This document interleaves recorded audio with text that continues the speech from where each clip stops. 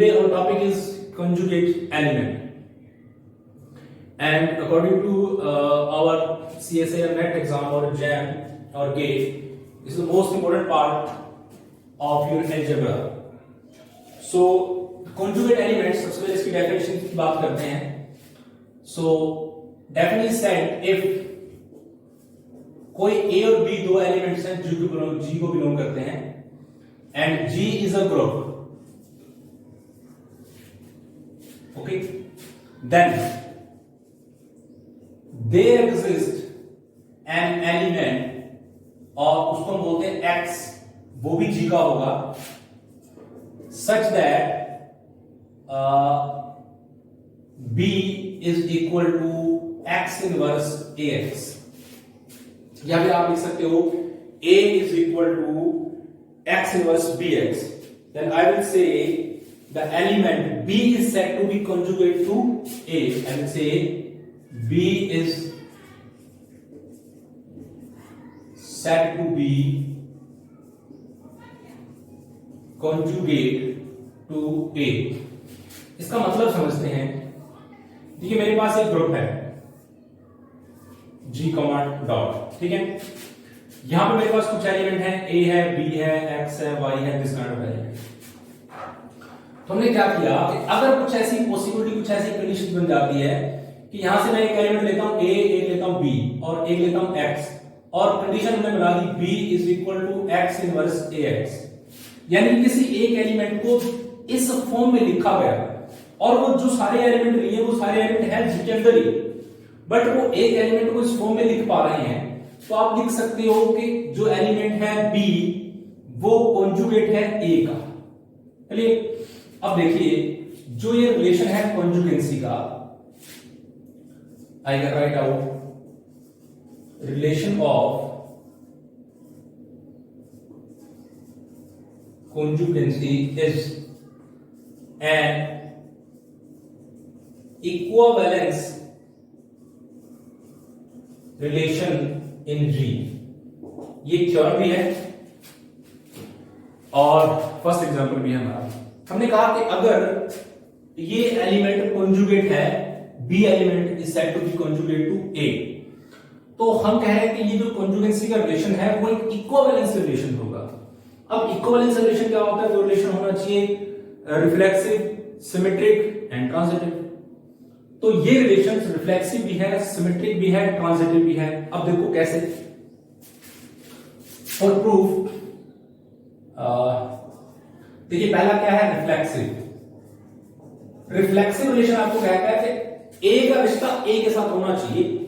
तो कहने write out A is equal to E inverse A and E, ठीक है ना, क्योंकि मैंने A भी G से लिया और E तो G के पास हो गई, क्योंकि E is empty element of G और A तो कोई एलिमेंट लेना ही पड़ेगा G से.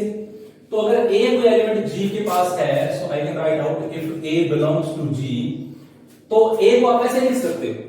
और अगर A ऐसे लिखा जा सकता है तो ये शो क्या कर रहा है? A have conjugate to A, और इससे हम conjugacy का रिलेशंस को डिफाइन कर सकते हैं. A is conjugate to A. Clear? Secondly है symmetric. So if A and B belongs to G, okay. अब सिमेट्रिक कह रहे हैं कि A could be written as X inverse AX, okay, and if A is equal to X inverse BX, and I'm taking A is conjugate to B, okay, so what I can do, यहां पे जो मैंने लिखा है मैं क्या कर रहा हूं, मैं दोनों तरफ प्री मल्टीप्लाई और पोस्ट मल्टीप्लाई कर रहा हूं, यानी कि X की मल्टीप्लाई कर रहा हूं और X इनवर्स की इस साइड से. वही काम यहां भी कर रहे हैं और X इनवर्स की इस साइड से. तो अल्टीमेटली क्या बन गया? X inverse is equal to B. थोड़ा ठीक करके लिखोगे तो आप इसको ऐसे लिख सकते हो X इनवर्स का inverse A and X inverse. No problem. अब देखिए ये शो क्या कर रहा है, शो कर रहा है B is conjugate to A. If A is conjugate to B, so we can make conditions that B is conjugate to A. So this relation is cyclic also. And the last is transitive. So but the transitive relation is said that if transitive said if A is conjugate to B and B is conjugate to C, that implies A is conjugate to C. Okay, see, if A is conjugate to B, so you can write out A is X inverse BX.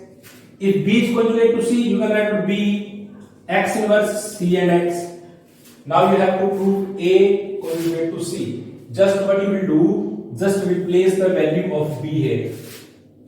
B की value उठा के यहां रख दीजिए, आपको क्या मिलेगा देखिएगा, X इनवर्स, और यहां पे भी क्या मिलेगा आपको, B is equal to X inverse CX. Okay, so again here I have X inverse CX and X.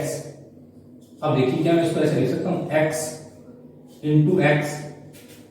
एक और काम करिए, यहां पे Y को लिख लीजिए, चलो किसी और एलिमेंट से कॉन्जुगेंसी बनाते हैं तो थोड़ा ठीक रहेगा। Y को लिख लीजिए, यहां भी मैं Y को ही लिख लेता हूं, like this is Y. Okay, so it could be YX having inverse C and this is YX. No problem at all. So ये क्या शो रहा है, element inverse, single element and then single element. So A is conjugate to C. So this is a very simple example of conjugate class.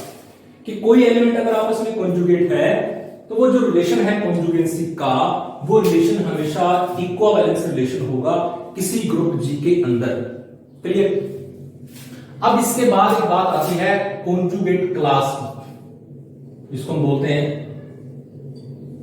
Conjugate class. ठीक है, अब conjugate class को समझो क्या है. अब मान के चलते हैं कि ये मेरे पास एक ग्रुप है G. ठीक है, यहां बहुत सारे एलिमेंट हैं, A B C D, similarly X Y Z, बहुत सारे एलिमेंट्स पड़े हैं. यहां कंडीशन क्या हो रही है कि जो B है ना वो कॉन्जुगेट टू है A, यानी कि B is equal to X inverse AX लिख सकते हैं. ठीक है, फिर मुझे मिला C भी कॉन्जुगेट टू है A, यानी कि C को लिख सकता हूं Y इनवर्स AY, और D कॉन्जुगेट टू है A, so I can write out B is equal to Z inverse AZ, as so on I can write out. Okay, अब यहां से देखो शो क्या हो रहा है कि B भी A के कॉन्जुगेट है, C भी A के कॉन्जुगेट है, D भी A के कॉन्जुगेट है. तो यानी कि यहां पे आप लिख सकते हो collection of all element conjugate to A is called class of A, और इसको लिखते हैं गाइस CA इस तरीके से, या फिर CA इस तरीके से. Getting your point? Class of A also conjugate class बोलते हैं. conjugate क्लास के अंदर, अब देखिए conjugate क्लास के अंदर एलिमेंट कौन कौन से आ गए, यानी कि अगर आप यहां पे CA डिफाइन करो, जिसको कॉन्जुगेट क्लास बोल रहे हो, तो CA के अंदर कौन, जो जो एलिमेंट, वो सारे एलिमेंट जो A के कॉन्जुगेट हैं वो सारे CA में आ जाएंगे, वो A की कॉन्जुगेट क्लास में अपीयर होंगे.